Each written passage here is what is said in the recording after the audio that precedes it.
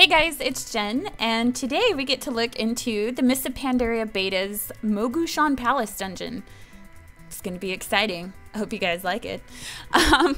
What it looks like is, I'm just going to show you guys kind of sped up us clearing out the trash. I had to throw my golden banana. I just had to. You guys, you get a golden banana in beta. It's incredible.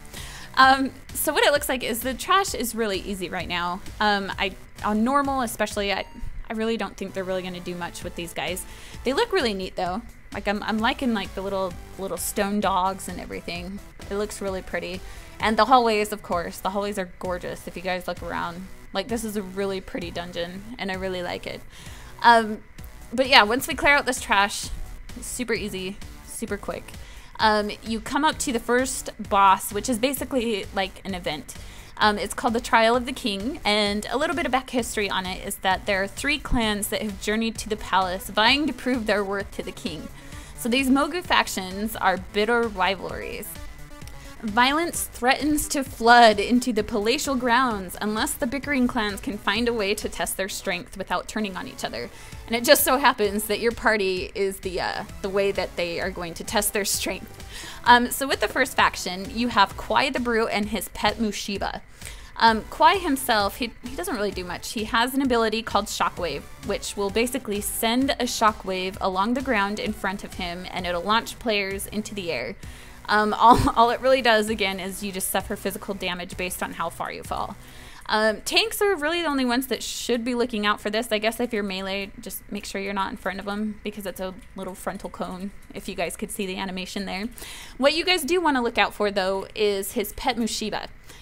He actually does an ability called Ravage, which will tackle a random player to the ground and he will ravage you. The Ravage will inflict 31,500 physical damage every second for 10 seconds. It's really annoying being pinned to the ground and having him do that. The healers are going to want to watch out for this more than really anything, I would suspect, because, I mean, that's a lot of damage for 10 seconds. That's like, it'll kill you if you don't get any heals. So make sure you guys watch out for that. If you defeat Mushiba, this effect will end naturally.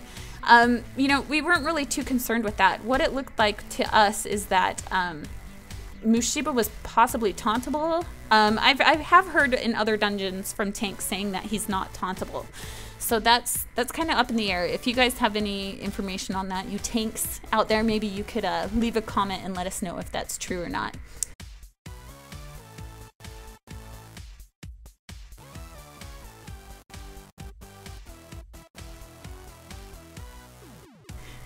So once we defeat him, the next person that we come across is called Hyen the Unstoppable. Hyen has a few abilities that you're going to want to watch out for. He's more of a fire boss. The first one you want to watch out for is Conflagrate, which will light a random player on fire in a huge gout of flame. It will inflict 20,000 fire damage every second and it will disorient you.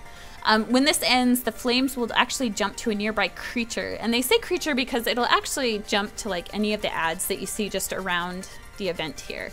The next one he has is Meteor, where he will hurl a fiery boulder at a random player. It will inflict 150,000 fire damage in a 10-yard radius, and it will divide evenly among players that are in that area of effect. I guess if you guys want to stack for those, you can go ahead and do that, but personally, like as long as a healer can heal through it, it should be fine. The last one you have is Traumatic Blow, which will inflict 185% of his weapon damage as a physical damage to his current target, so tanks need to watch out for that. They also will receive 50% less healing for the next 5 seconds. The last guy we have is called Ming the Cunning. He does a few abilities as well. The first one is called Whirling Dervish. He basically summons a whirling dervish that randomly moves around the arena, inflicting 45,000 nature damage and will knock back any players in its path. This also will knock back like any of the creatures around here, any of these ads. So it's really funny because you'll see him like get blown away. The next ability he does is called Magnetic Field, and what it looks like is Ming will rapidly spin in place, creating a magnetic field that'll pull in any nearby creatures into his vortex. So you'll suffer 40,500 nature damage every second that you stand in this vortex, so you're going to want to get out of that as soon as possible. The last ability he does is called Lightning Bolt, which will inflict 55,000 nature damage to his current target. So again, tanks will want to watch out for that one. I think it's actually one that you can interrupt, so that might actually be great for the healer's benefit to be able to interrupt that. Alright, once you defeat all of these guys, they end up arguing, and eventually they're gonna like go around and battle each other. This is kind of something really scary. So what you guys want to do is there's going to be like a little secret entryway that opens up to the one side, and you're going to go down some steps into like a basement area within the palace.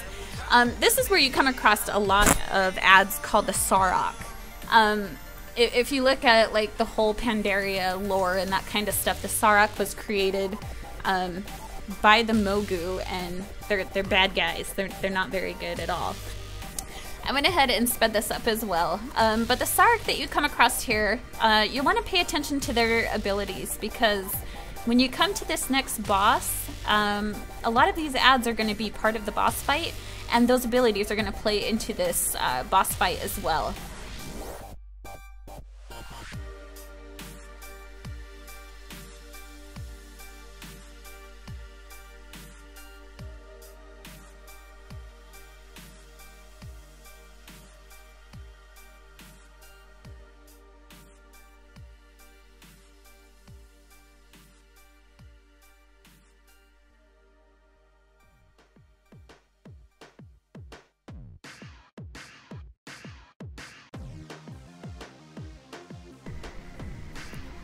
So the boss that you will fight down here is named Getin, and a little back history on him is, as the Mogu clans are battling, Getin is trying to lead the Sarek party into the treasure caches.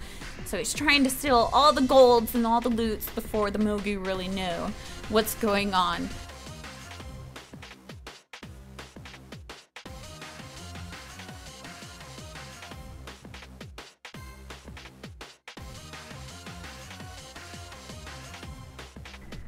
Alright, so here we come across Getin and his little Sarek entourage. The ads that we're going to come across with the Sarek is the Glintrock Ironhide, and his ability is called the Iron Protector. He basically reduces the damage taken by allies within a 5-yard range by 50%. So as you can see here with the tank, he pulled up all the ads and they all receive this 50% reduced damage. I switched to the other ad because I was like, forget this. But it's an ability that you definitely want to DPS down first, because that much reduction is kind of crazy. The next ad that we have is the Glintrock Skulker. He does an ability called Shank, which will inflict 150% weapon damage, and it will stun the target for 5 seconds. The tank is going to want to watch out for this. It looks like he was able to hold the aggro pretty well even when he was stunned, so I don't think it's anything that'll drop his threat or anything. The next ad that you want to look out for is the Glintrock Oracle, and he has 2 abilities. The first one is called Cleansing Flame, and he heals all enemies within a 60-yard range for 150,000. That's kind of a lot. That's a lot. His next ability is called Firebolt, which will inflict damage equivalent to its melee swing as a fire damage to a target. So I'm not too concerned about that Firebolt, to be honest. It didn't seem like it was really anything to be worried about. The last guy that you see me here trying to kill is the Glintrock Hexor. He has 2 abilities as well. His first one is called Hex of Lethargy, and he will hex a target, inflicting 30,000 shadow damage and reduce spell casting speed by 25% for 20 seconds. It can also stack up to 4 times. It can be rather annoying, and I wanted to get him down because I'm a caster, so I didn't want that hex on me. The next ability he has is a lot like the Oracle's Firebolt. His is called Dark Bolt, and it will unleash a Dark Bolt at his current target, inflicting damage equivalent to his melee swing and shadow damage. So again, nothing that I was really too worried about. The last thing is Getin that you have to worry about, and he has 2 abilities. The first one is called Reckless Inspiration, and he inspires one of his subordinates, increasing haste by 25% and rendering them immune to long duration CC effects. Very annoying, especially if you have somebody here who could possibly polymorph, hex, anything like that. It's not going to work, so watch out for that. It also increases their damage taken by 25%, and this effect can stack. So it's kind of nice to be able to watch out what's going on with that, and you can switch to that target to get them down. His last ability is called Inspiring Cry. This only happens if Getin like dies before the ads do. So what he does is he utters a final rallying cry, granting reckless inspiration to all remaining party members of his entourage. Honestly, for us, like, we just killed the ads like you're supposed to, but you know, I'm not sure exactly what it does. It doesn't really give like great detail as to what it does. I would assume it's like an increase in health and probably like attack damage and things like that.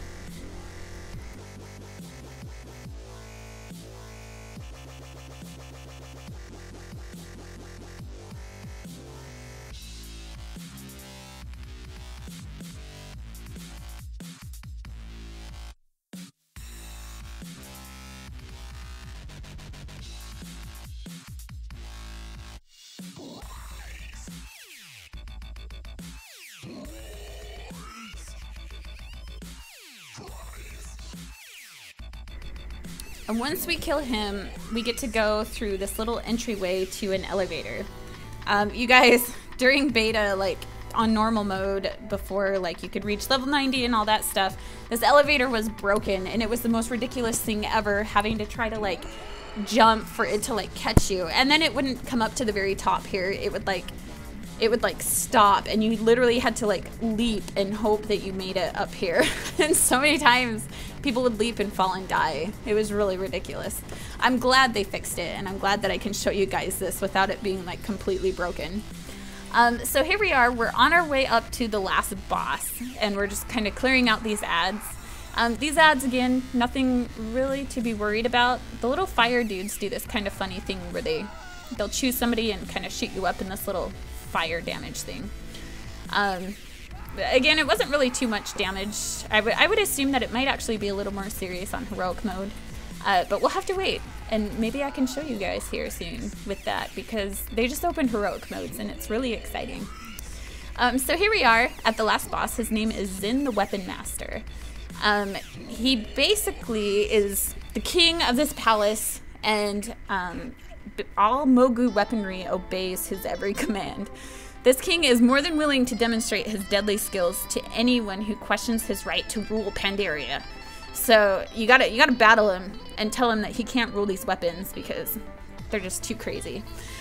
His first ability is Ground Slam, and he will slam the ground in front of him, inflicting 100,000 fire physical damage, sorry about that, and decreasing the armor of his enemies in a 30-yard cone in front of him by 25% for 20 seconds.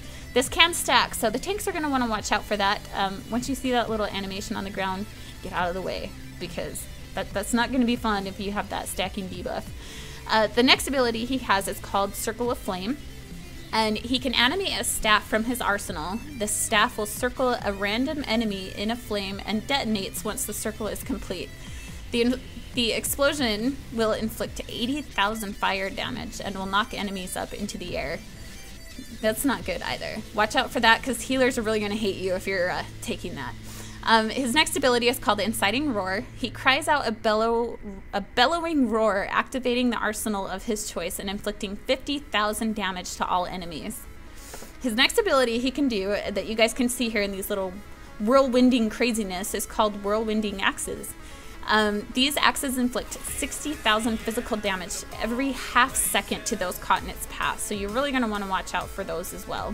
They're not too hard to outrun. They're not a fast-moving item, anything like that, so just watch out for that. His last ability is called Death from Above. So at 33%, Zin activates every last weapon in his arsenal. The mounted crossbows on the wall inflict 4,000 physical damage on a random player every second. So again, just look out for that. As you can see here, like, you're just able to dodge like these crazy little sword things, and then the crossbows you just can't really do much about. Healers are gonna just have to make sure they're healing through that. It's not too bad, but we were able to get him down. We were victorious. Forget you, Mr. Zin. We're good. Yeah, so that was the instance here for you guys. I hope you enjoyed it. And again, like I said, they have opened up heroic instances, and this is really exciting because now I can actually show you what it's like to do these, where you guys, like, gear is going to start mattering. Like, the gear is going to start to matter as you go into raids and things like that. So anyway, I hope you guys liked it, and I will see you guys later.